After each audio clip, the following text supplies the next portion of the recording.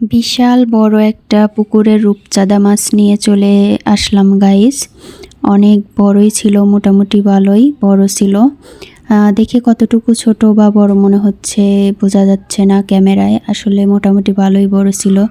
যাই হোক গাইস, আসসালামু আলাইকুম, কেমন আছেন সবাই? আশা করি সবাই ভালো। আপনাদের কাছে আবারও অনুরোধ করছি আমার ফুল ভিডিওটা দেখবেন, ভালো লাগলে অবশ্যই লাইক কমেন্ট শেয়ার করবেন।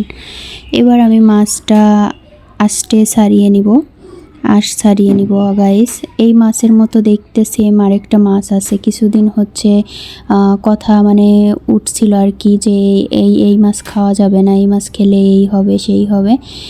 আর আমাদের এইদিকে মোটামুটি এই মাছটা ভালোই পাওয়া যায়, প্রতি হাটে এই মাছটা উঠে। এই দিনে এই সিজনে এই মাছটা বেশি উঠে গাইস। এবার আমি মাছটা কেটে নিচ্ছি। দেখেন, আমার কিন্তু মাছ কাটতে ভালোই লাগে, মাছ মাংস এগুলা কাটতে ভালোই লাগে, বিশেষ করে বড় মাছ হলে ভালো। ছোট মাছ কাটতে গেলে কেন জানি কান্না চলে আসে, কারণ আমি ছোট মাছ কাটতে একদমই এক্সপার্ট না, আমার আগাই না ছোট মাছ। যাই হোক, এবার আমি মাথাটা আলাদা করে নিব। আর রূপচাঁদা মাছ তো কাটতে বেশি একটা সময়ও লাগবে না, এটা দেখা যায় তাড়াতাড়ি কাটা হয়ে যাবে। এক কাটার মাছ, এটাতে বেশি একটা কাটাও নাই, এর জন্যই মাছটা খেতে এত মজা। বেশি কাটা থাকলে ওই মাছ খাইতেও টাইম লাগে আর খাওয়াটাও বিরক্তকর। আমার বেশিরভাগই পার্সোনালি ভালো লাগে পাঙ্গাস কার কার পছন্দ কমেন্টে জানাবেন। পাঙ্গাস এখনও রেসিপি নিয়ে আসা হয় নাই, নেক্সট টাইম হচ্ছে পাঙ্গাসের একটা রেসিপি দিব গাইস। পাঙ্গাস আমার অনেক বেশি ভালো লাগে। দেখেন, এবার মাছটা কেটে নিচ্ছি, আর মাছটা একদমই টাটকা ছিল, দেখেই বোঝা যাচ্ছে যে মাছটা কতটা টাটকা। একদম পুকুরের জ্যান্ত তাজা টাটকা রূপচাঁদা মাছ। এটার রক্ত দেখে, কালার দেখেই বোঝা যাবে যে কেমন। এবার আমি হচ্ছে মাছটা পিস করে নিব গাইস। আর আমার মাছ কাটা কেমন হয় বা কেমন লাগে আপনাদের, সেটাও জানাতে পারেন। আসলে আপনাদের ভালো লাগলে ভিডিও দেওয়ার আগ্রহটা আরও বাড়বে। এই তো এবার রিং পিস না, মাঝখান দিয়ে কেটে নিয়েছি। এবার পিস করে নিব, পছন্দ মতো পিস করে নিব। আসলে এই মাছের তো হচ্ছে রিং পিস হবেও না, ভুলে বলে ফেলেছি গাইস। যাই হোক, আমি মাছটা পিস আমার পছন্দ মতো পিস করে নিচ্ছি। আর পিসগুলাও ভালো হচ্ছে কি না, কেমন হচ্ছে আপনাদের মতামত জানায়েন। আপনারা কিভাবে মাছ কাটতেন বা কিভাবে ভালো হবে সেটাও জানাতে পারেন। আর এই মাছটাতে গাইস পেটের পেটি মাছটাতে একটু তেল তেল টাইপের বেশিই থাকে, পেটির মাছটা খাইতে বেশিই ভালো লাগে। যে কোনো মাছেরই দেখা যায় পেটির সাইডটা খেতে অসাধারণ। এবার আমি ল্যাঞ্জাটা কেটে নিব, সাইজ মতো ল্যাঞ্জাটা পিস করে নিব। এখান থেকে আরেকটা পিস হবে। এই তো এবার আমি ল্যাঞ্জাটা রাখবো আমার পছন্দ মতো।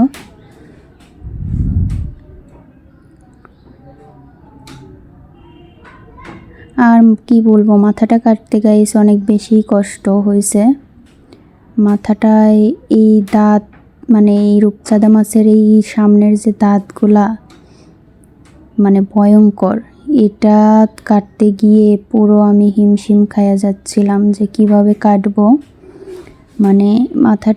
মাথা আসলে অনেক বড় বড় মাছের মাথা কাটতে গিয়েই অসুবিধায় পড়তে হয়, এছাড়া হচ্ছে ভালোভাবেই কাটা যায়, কিন্তু মাথার দিকে একটু কষ্ট হয়।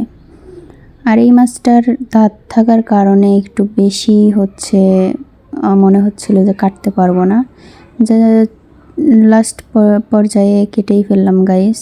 আমার প্রথম দিকে মনে হচ্ছিল যে মাথাটা হয়তো আমি কাটতে পারবো না, কিন্তু কেটেই ফেললাম। সামনের যে দাঁতগুলা থাকে সেটা অবশ্যই ফেলে দিবেন, কারণ সামনের ওই দাঁতগুলা আমি উঠাইয়া দিছি, সেটা হচ্ছে দেখানো হয় নাই। আমি সামনের দাঁতগুলা দুনো পাশেই উঠাইয়া দিছি, কারণ দাঁতগুলো অনেক বড় বড় ছিল, দেখতেও কেমন লাগে। আর রান্না করার পর হয়তো দেখতে আরও বেশি খারাপ লাগতো। এর কারণেই হচ্ছে ওঠায় দেওয়াটাই ভালো মনে করি। যে কোনো জিনিস দেখতে ভালো হলে খেতেও ভালো লাগে। আর এই তো আমি এবার মাছটা ধুতে নিয়ে চলে গেলাম। আর এইখানে আমার ভাইয়ের ছেলে, মেজো ভাইয়ের ছেলে, দেখেন কি সুন্দর হাসি খুশি, মানে সেই লাগে। এই তো এবার আমি মাছটা ক্লিন করে নিব, একদমই হচ্ছে সুন্দর মতো ভালো মতো ক্লিন করে নিব। এবার এইখানে দেখেন, এইখানে আগে থেকে পেঁয়াজ, আর এটা হচ্ছে আনাজি কলা, হয়তো আনাজি কলাটা ভর্তা করা হবে, এর জন্য হচ্ছে আনাজি কলার জন্য রসুন কুচি, মরিচ যা যা লাগে আর কি হচ্ছে ওইখানে নিয়ে নিয়েছে আমার ভাবি।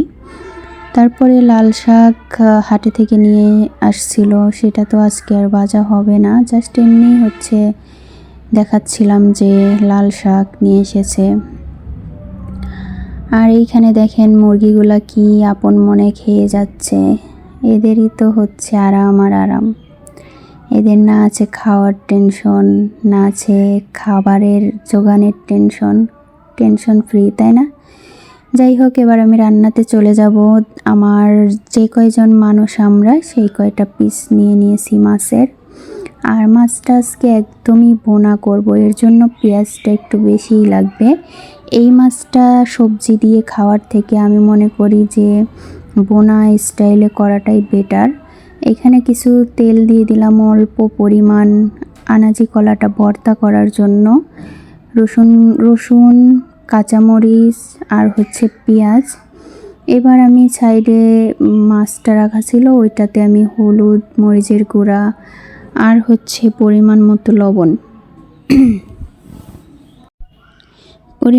লবণ দিয়ে এবার আমি মাছটা মাখিয়ে রেখে দিলাম সাইডে। এই তো এখানে কালো জিরা দিয়ে দিলাম গাইস। কালো জিরা দিলে ভর্তাটার টেস্ট একটু বেশিই হবে, এর কারণেই হচ্ছে কালো জিরাটাও দিয়ে দিলাম। গাইস একা হাতে দেখা যায় ওটা করা আবার এটা করা একটু টাফ হয়ে যায়। যাই হোক, আমি এবার হচ্ছে মাছটা ভেজে নিব। মাছ ভাজার জন্য আরও কিছু তেল দিয়ে দিলাম কড়াইতে। ওই একই কড়াইতে আর একটু তেল বাড়িয়ে দেওয়ার পরে আমি মাছটা ভেজে নিব। মাছটা একটু যে কোনো ভুনা মাছে একটু কড়া করে মাছটা ভেজে নিলে ভালোই হয়। প্রকৃতি যেন তেলের উপর ফুটে উঠেছে। এবার আমি মাছটা দিয়ে দিলাম, আমার সবগুলা যে কয়টা মাছের পিস সবগুলাই দিয়ে দিব। আসলে আমরা তেমন মানুষ নাই বাড়িতে, এর কারণেই যে কয়জন মানুষ সেই কয়টা পিস দিই, মানে তার থেকে এক পিস দুই পিস একটু বেশি থাকে। 3-4 জন মানুষ, আজকে আব্বা মাও বাসায় নেই।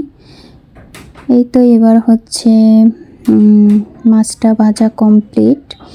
এবার আমি আরেকটু তেল দিয়ে পেঁয়াজটা দিয়ে দিব, সম্পূর্ণ পেঁয়াজটাই দিয়ে দিব গাইস। পেঁয়াজের সাথে সাথে একটু কাঁচামরিচ কুচি না ফালি, সেটাও দিয়ে দিলাম। এবার বাকি যেটা পেঁয়াজ ছিল সেগুলোও দিয়ে ভালো করে নাড়াচাড়া করে পেঁয়াজটা একটু নরম করে নিব। পেঁয়াজ নরমের জন্য অল্প একটু লবণ ছিটিয়ে দিবেন, তাহলে তাড়াতাড়ি নরম হয়ে যাবে। আমিও তাই করেছি, অল্প একটু লবণ দিয়ে দিয়েছি, যার জন্য পেঁয়াজটা একটু তাড়াতাড়ি নরম হয়ে যায়। এখানে আমি দিলাম হচ্ছে আদা, জিরা বাটা, আদা বাটা, রসুন বাটা আর হলুদের গুঁড়া, তারপরে হচ্ছে ধনিয়া গুঁড়া। এবার দিয়ে দিলাম শুকনা মরিচের গুঁড়া। আসলে আমাদের গ্রামে দেখা যায় সিম্পল রান্না, যে কোনো জিনিসই হোক, বোনা হোক, ঝোল হোক, সিম্পলি আমরা হচ্ছে মশলা দেওয়ার ট্রাই করি। আর এখানে দিয়ে দিয়েছি হচ্ছে লবণ, স্বাদ মতো লবণ। এই রান্না আসলে সবাই পারবে, এমনই রান্না, যে রান্না জানে না সেও পারবে এইভাবে যদি রান্না করা যায়। ওই দিন মাছটা একটু বেশিই মজা হয়েছিল, সবাই খেয়ে বলতেছিল যে আসলেও বোনা মাছটা একটু বেশি মজা হয়েছে। এই তো এবার আমি পানি দিয়ে কষানোর জন্য ঢাকা দিয়ে দিয়েছিলাম গাইস। আমার কষানো মোটামুটি ডান, মানে প্রায় হচ্ছে আমার কষানো ডান। এই তো এবার আমি ঝোলের জন্য পানি দিব পরিমাণ মতো। আসলে ঝোল তো হবে না, এর জন্য বেশি একটা আমার পানি দেওয়া লাগবেও না। আমি পরিমাণ মতো পানি দিব যাতে যেন মাছটা একটু ভালো করে হচ্ছে ডিপলি কুক হয়, এর কারণেই হচ্ছে পরিমাণ মতোই পানি দেওয়া। আর আগে থেকে মাছটা কড়া করে মানে ভেজে নেওয়ার পরে মাছটা একটু ঝোলটা ফুটে গেলেই আমি দিয়ে দিলাম, কারণ আগে থেকে যেহেতু মাছটা ভাজাই ছিল। এই তো এবার আমি সব মাছ দিয়ে দিলাম ঝোলের মধ্যে। আমার মাছটা মানে ঘন হলেই আমি এটা নামিয়ে নিব। এবার সাইডে হচ্ছে যে কালো জিরা মানে রসুন দিয়ে ভেজে তুলে নিয়েছিলাম, সেটাই বেটে নিলাম। আর এটা হচ্ছে কাঁচকলা সিদ্ধ করা হয়েছে, ওইটা দেখানো হয় নাই। তবে কাঁচকলা সিদ্ধ করে এইভাবে ভর্তা করে একবার হলেও গাইস খেয়ে দেখবেন, মনেই হবে না যে এটা কাঁচকলার ভর্তা, মনে হবে যে কচু আছে না, কত কচু ওই রকম লাগবে, টেস্টটা সেম সেই রকম। এই তো আমার মাছ বোনা কিন্তু ডান গাইস। দেখেন আমি বেশি একটা ঝোল রাখি নাই, আর কালারটাও অসাধারণ আসছে, দেখেই খেতে ইচ্ছে করবে এমন রান্না।